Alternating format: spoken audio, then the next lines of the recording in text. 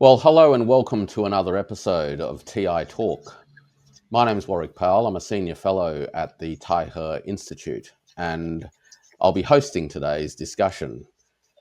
As we know, the world is currently dealing with a significant disruptive intervention in the global trading regime, and I'm pleased to be joined by an expert in the arena of global trade, Professor Felicity Deane from the Queensland University of Technology. Professor Deane is a professor of trade law, tax, and climate change. And I'm very pleased to be able to pick her brains to find out what on earth is going on and what some of the issues are in the medium term. Welcome to the show, Felicity. Thank you so much. I'm not sure that I'm going to be able to figure out exactly what's going on, but we'll give it a go. Fantastic. Appreciate your time. Let's dive in. Let's start with the here and now before zooming out and looking at the bigger picture.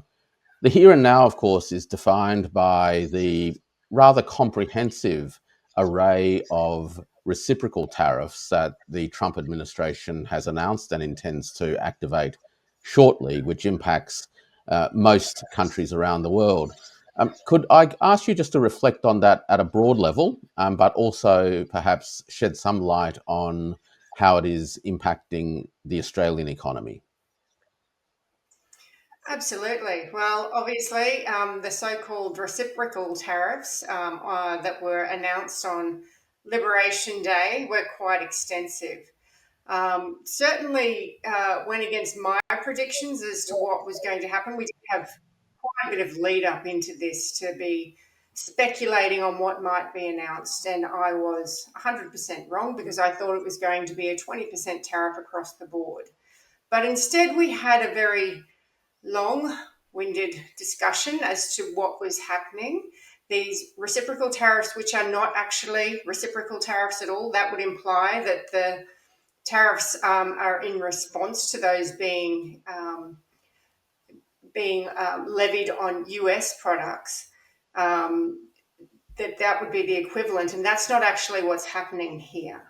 The tariff numbers were the result of a calculation that was basically looking at how much the US imported divided by how much they exported to that particular location.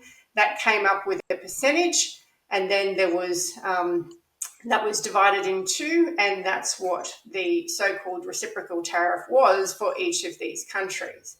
Now, obviously, there's a lot of difference between what's being levied. Australia's been hit with a 10%, which was basically the baseline tariff level.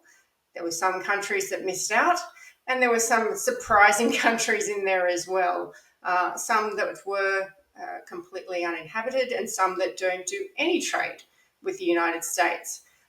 So it was quite an interesting announcement, to say the least. And we've seen those as high as 34% imposed on China, for instance, and that's on top of a 20% tariff that had already been levied. What else did we see? Cambodia received a 49% tariff.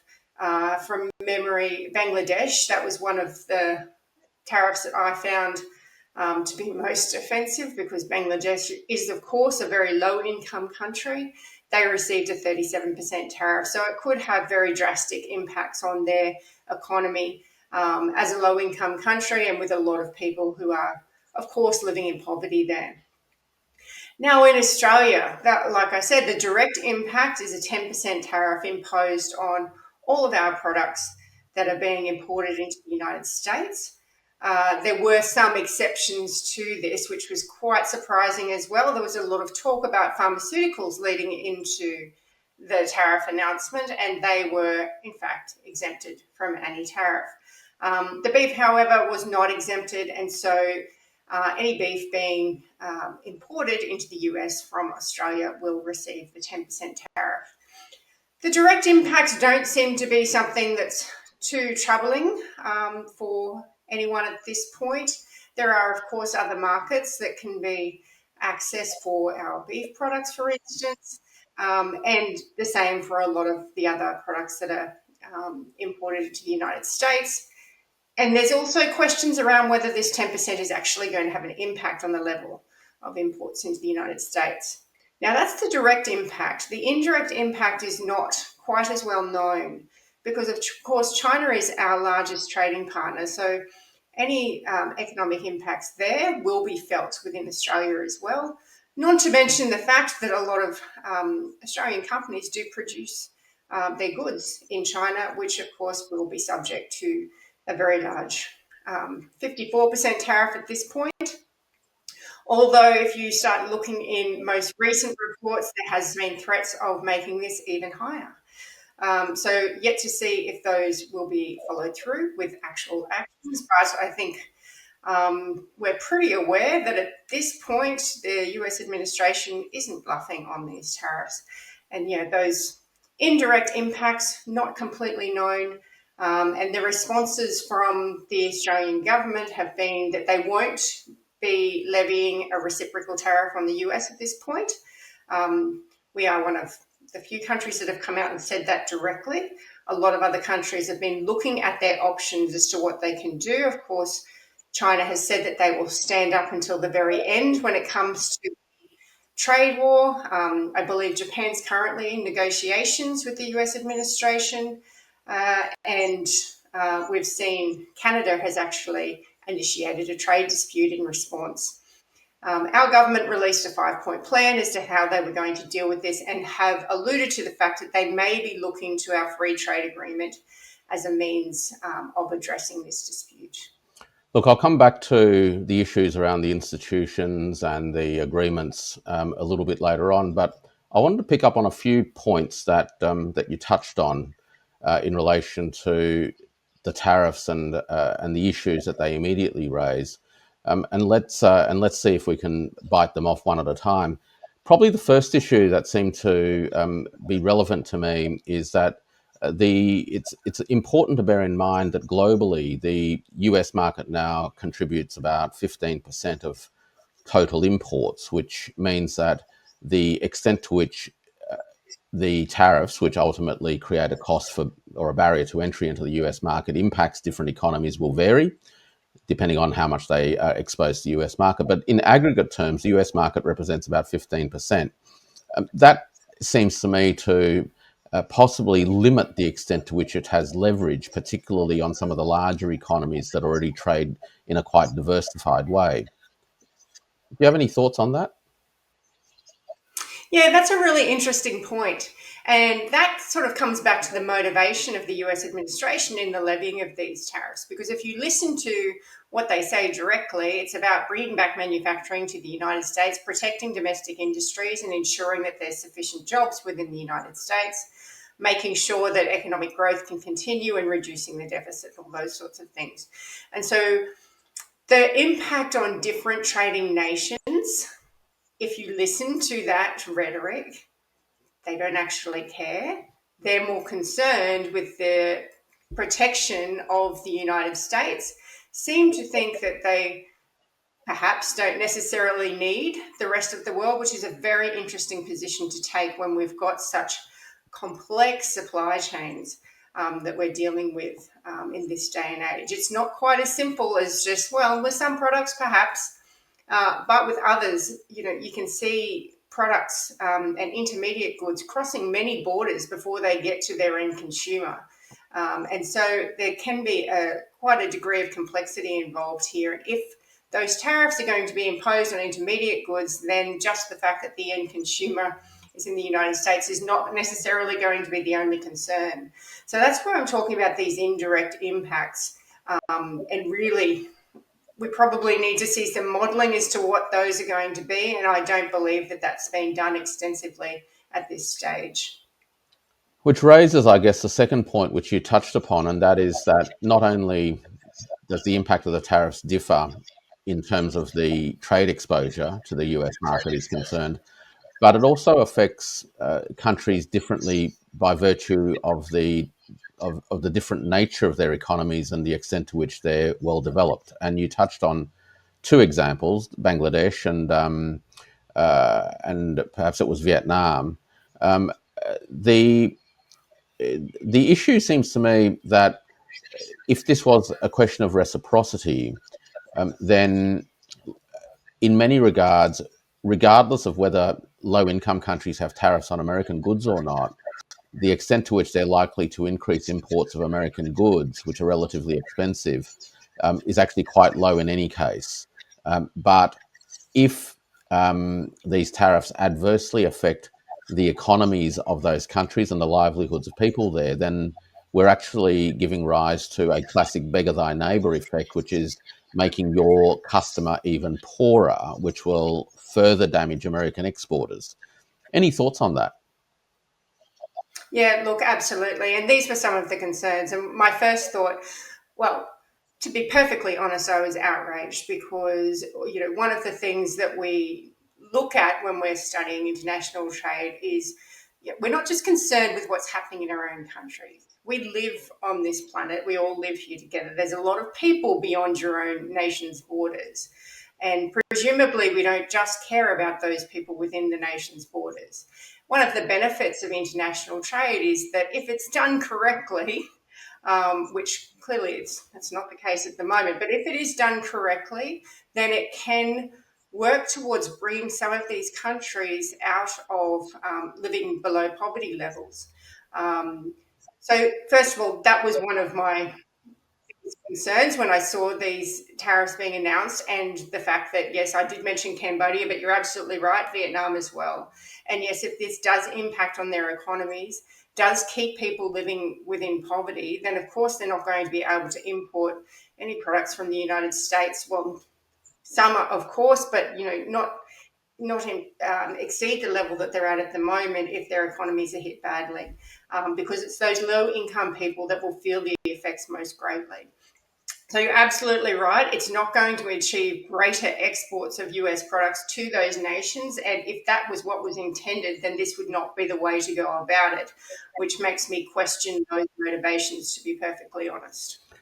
It also gives rise to the potential for companies in these countries that are affected to explore um, new markets. So we're talking about trade diversion, I guess. So changing the patterns of global trade.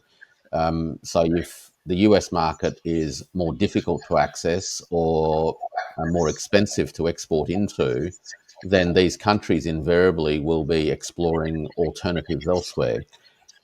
On that note, and I'm particularly interested in this particular subsegment of the exporters who work in these lesser developed countries, and I'm mainly thinking of American multinational companies.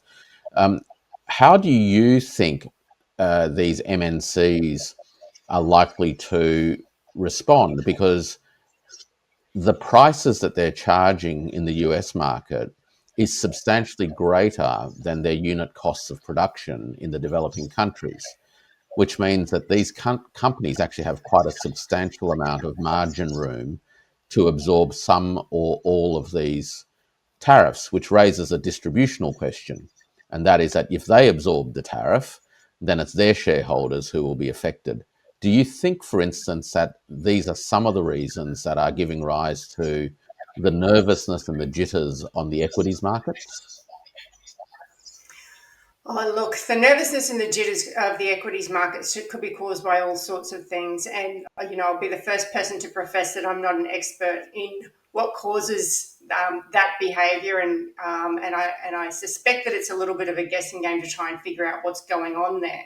And a lot of it seems to be to do with momentum. So that's the first point that I'll make. And I also think that the nervousness, as a legal academic, could be to do with the fact that the rule of law, legally binding agreements, processes, goodwill, everything that we've known for the last 80 years has effectively been thrown out the window. Look, that's probably something that we'll come back to, but I suspect that that could be part of it as well. There's a complete inability to predict what's going to happen next. If we're going on a case by case basis and a deal by deal basis, which also I have questions about. Like, I wonder why people would want to be negotiating with an administration that have clearly disregarded legally binding agreements that they've got that exist right now. But that's beside the point. Coming back to your question about multinational companies and whether they're going to absorb some of these tariffs so they can continue to access the US market, potentially it's probably going to have to do with the elasticity of demand of products. So if we're talking about things like iPhones, for instance, and obviously there's a lot of complexities in how these companies are set up, and they do seem to get around a lot of things, but they can't probably get around the fact that a lot of their production is taking place in other countries, which is going to mean that their products are ultimately going to end up being more expensive to the importer. If they, the importer is the one that pays the tariff, and so I imagine there would have to be some agreement between them and the companies about absorbing those tariffs. In terms of passing on to the end consumer, we do know that traditionally tariffs are passed on to the end consumer. It is effectively treated as a broad-based form of taxation, bit like when the GST was introduced in Australia. It just increased the cost of products by 10% across the board, well, for those products that were subject to GST, of course. And that was effectively passed on to the end consumer. And that is traditionally how tariffs are treated. In terms of those margins, if there's some space in there and they want to continue to compete with other similar products, again, this comes down to, can they be substituted for other products? Whether consumers will be forced to do this, because there is potentially that risk that they'll be forced to substitute other products if those tariffs are high enough. So it's all, like I said, these effects, it's all difficult to predict what's going to happen, and which is probably, like I said, I'm not an expert, it's probably what's causing these jitters in markets all around the world.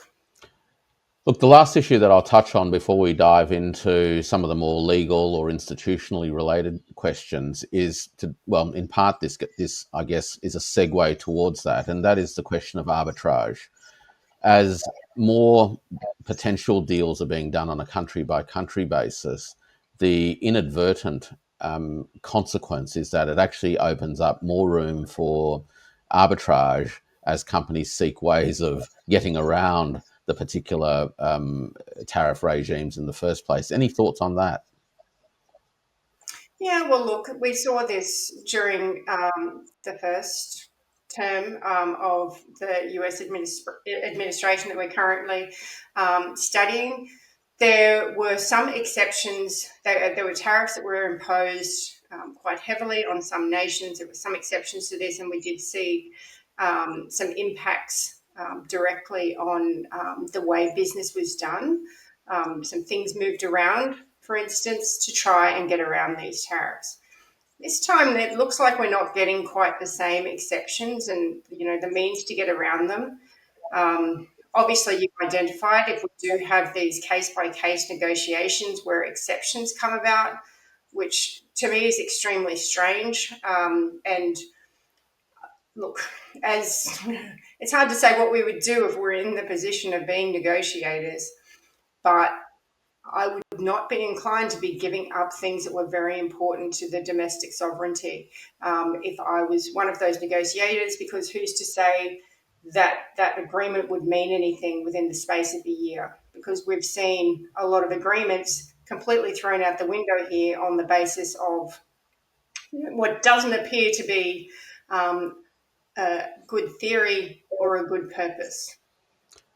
Yeah, look, it leads us now, I guess, to the second bracket of things that I wanted to pick your brains on, and that literally does go to the role of transnational institutions and the role of law in creating an environment in which countries and companies can operate with confidence. Perhaps I could just start with picking off on what you've just mentioned, and that is the extent to which existing agreements have literally been shredded unilaterally. I can think of three immediately, and no doubt there are more. One is, of course, the provisions of the Australia-US Free Trade Agreement. The Singaporean government's also experienced the same, and the agreements that affect Canada and Mexico, which were entered into in 2017 with the first Trump administration, have also in effect been shredded. In what ways do you think this sort of situation will raise further doubts and uncertainties around the extent to which one can negotiate in good faith with the current administration in Washington? And how may that percolate into a longer term strategic posture of countries in the event that they seriously doubt that Washington will hold to a deal? Now that's interesting, and yeah, it's a very good question, and it's one that I've turned my mind to quite a bit. That's why I asked One of you. the things that I it's one of the things I've been thinking about, um, particularly today, and over the past couple of days, is why would any country actually want to negotiate with this administration when they clearly don't hold to, well, it's not even their word, it's to their legal obligations. They are legally obliged to adhere to these agreements, and they've clearly disregarded that legal obligation. Now, I will say this, there is a lot of goodwill required for the multilateral trading system to work. So, stepping back to the TIO, for that to work, you've got to see countries that feel that they have a benefit being a part of it, which we do know the theory, and we also know the practice, that generally, if it's done properly, there are going to be benefits that are very widespread. There are going to be benefits for consumers, there's going to be benefits for companies, and there's going to be benefits for the global economy.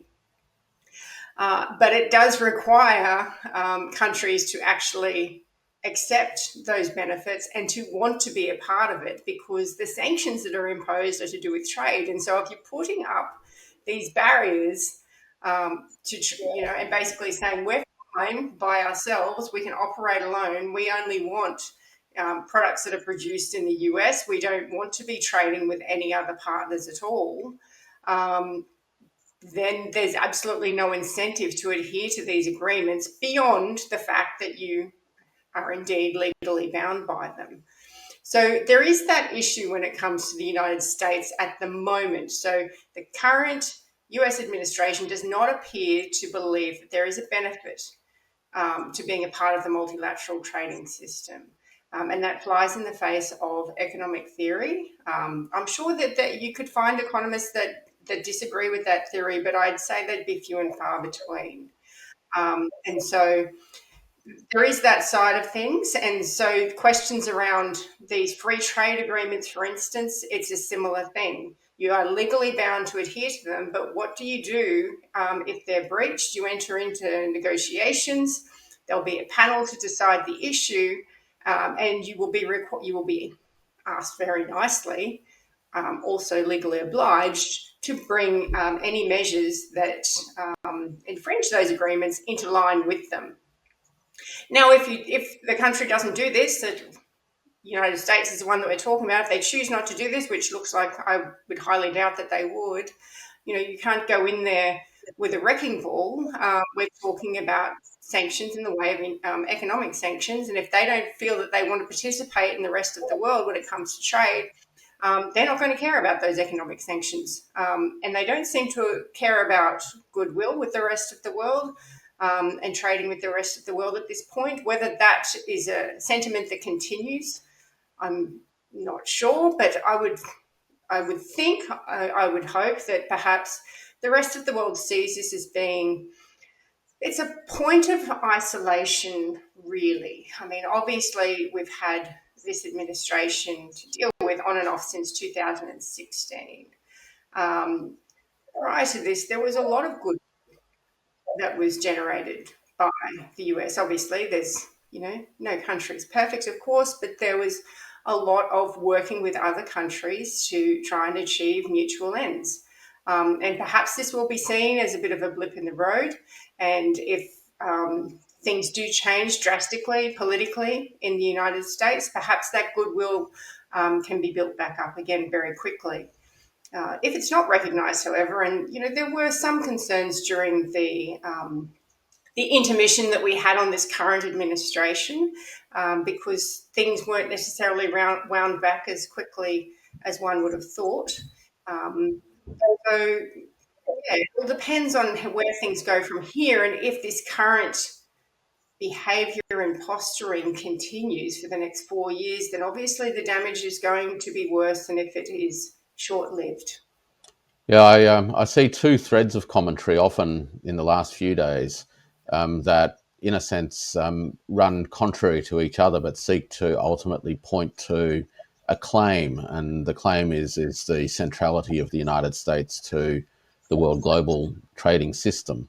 One is that the United States is the largest consuming economy in the world, and the other one ultimately is that it's also the provider of some of the most important intellectual property products that are used across the world, particularly in Europe more than anywhere else. Um, Against that, it seems to me that if the United States is only now 15% of the global trading system, and that number's been declining over the years, that real circumstance may well be undergirding the United States' sense that it no longer has as significant a stake in the future of the system than it once did. Do you think that that may well be something that is playing on the minds of those in Washington who are, in some respects, turning away from the multilateral trading system that the United States was central to establishing? Oh, look, now there's a good question. I don't really like to put myself into the minds of the current US administration, but I can give it a go. Um, the fact that, the United States used to be considered the consumer of last resort.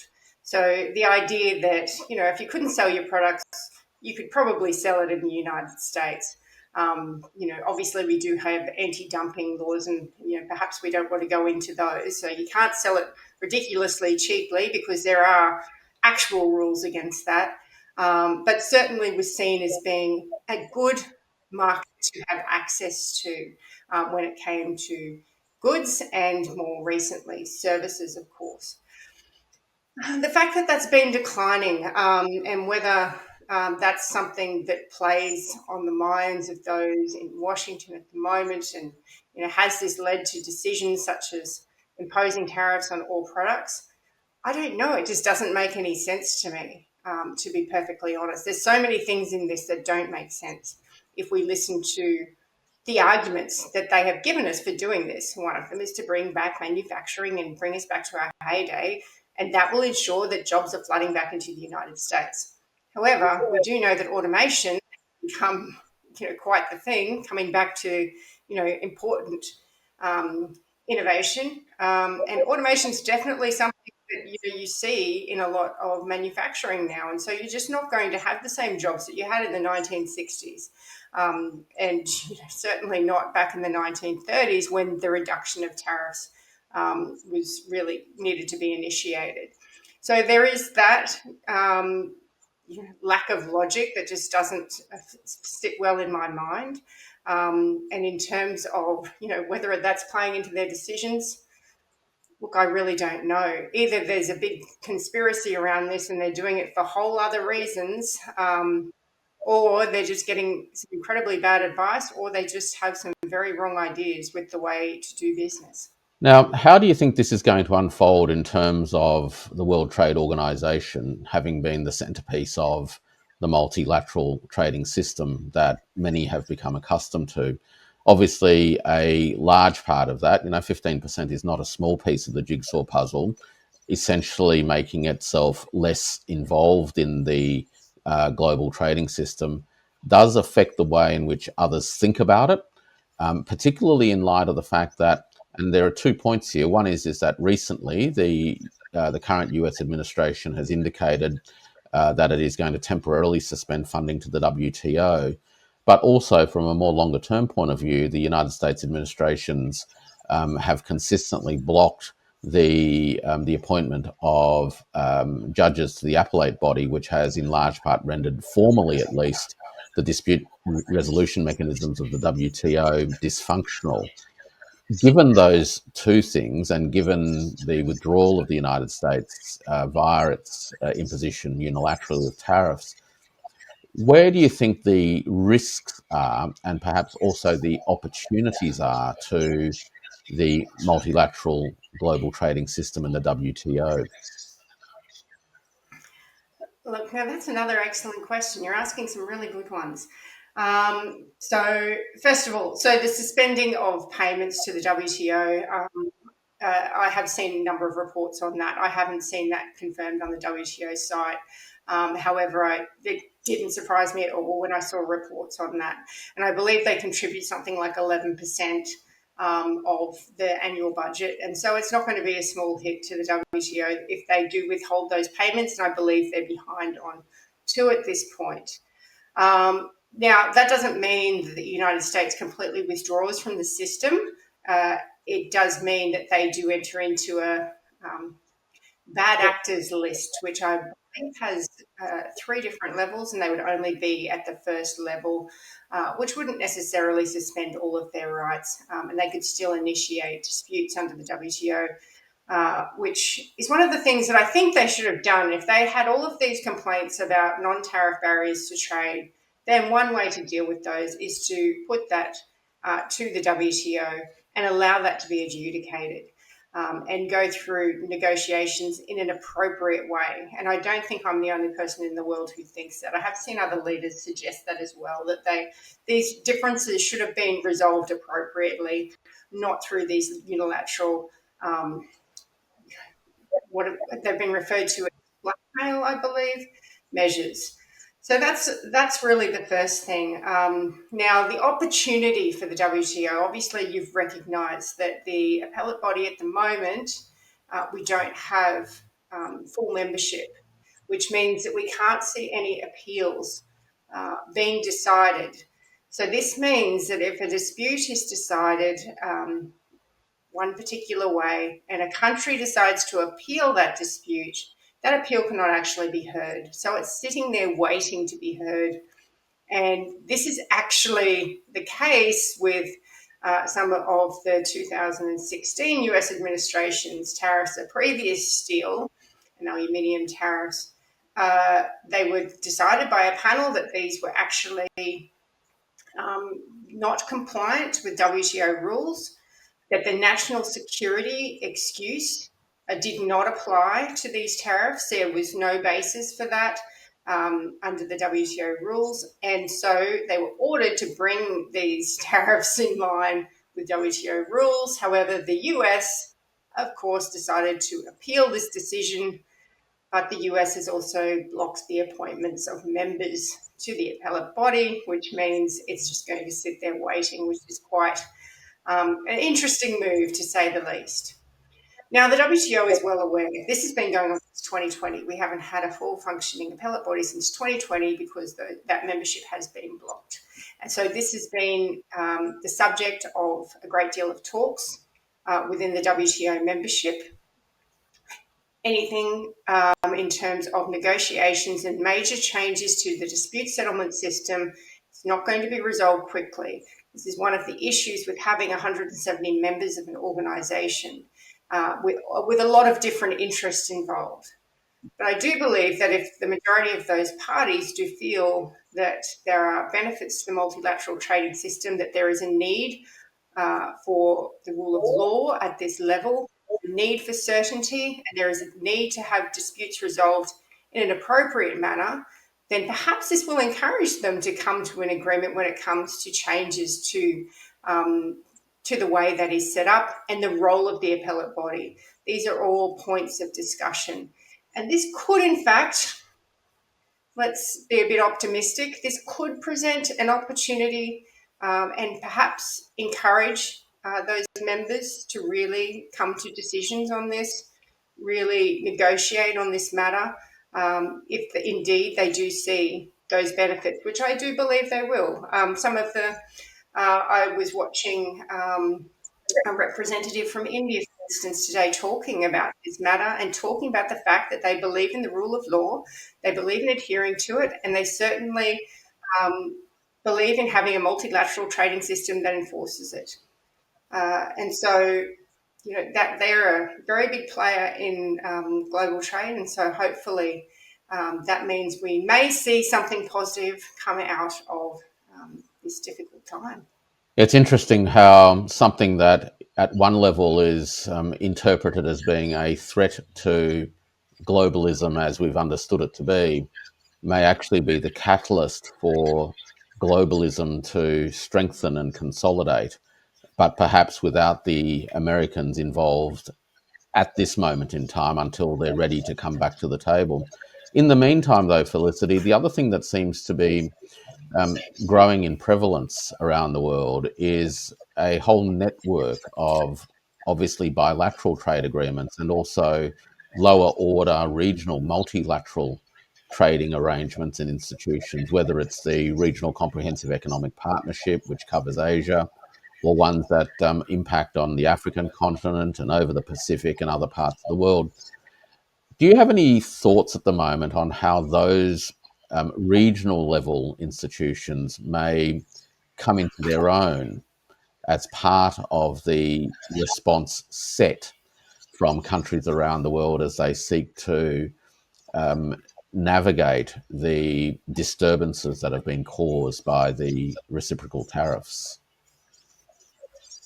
Yeah, and look, it's certainly the case that the number of bilateral regional trade agreements has increased over the past 20 years. And that could be to do with something that I've already spoken about, which is the fact that, we've got 170 members at a WTO level, and trying to make decisions with 170 members, with 170, well, some of them will have similar interests, but they're all going to be unique.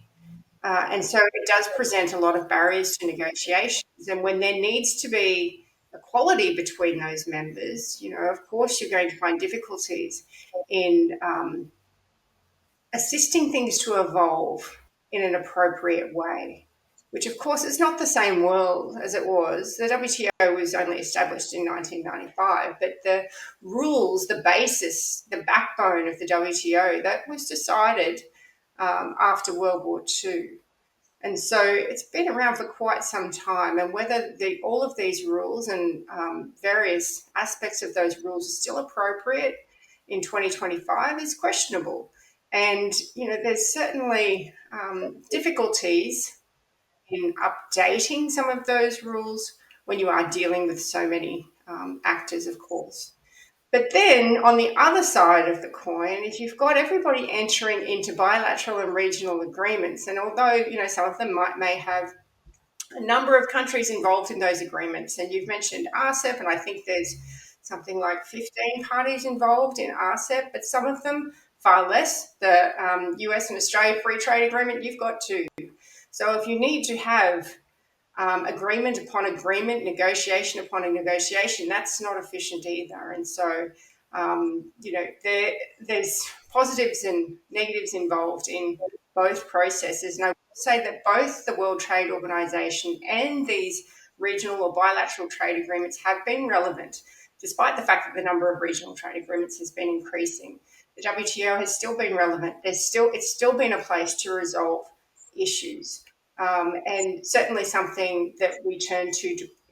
A lot of these regional trade agreements are also based on WTO rules as well. So you do see a lot of overlap between them, and they are, of course, allowed under the World Trade Organization. So I think they can operate together quite effectively. It's just about making sure that we do that in an effective way moving forward. Well, look, our time's pretty much up, Felicity. So I just wanted to thank you for shedding some light on what is clearly a set of very complex issues and issues which are currently in flux. If there's something that I've taken out of this, it is that whilst the disruptions may be immediate, the upside is that it may actually catalyse countries to actively and in good faith intensify their efforts to fashion a multipolarity and a multilateral trading set of institutions that are fit for purpose for the 21st century. So once again, thanks for your time, Felicity, and hope to catch up with you soon.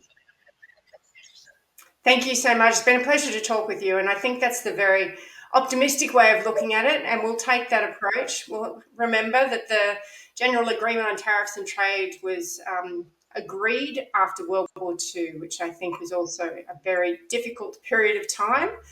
Hopefully we don't have to go through something like that to see these agreements come about. Fingers crossed. Thanks again. You're welcome.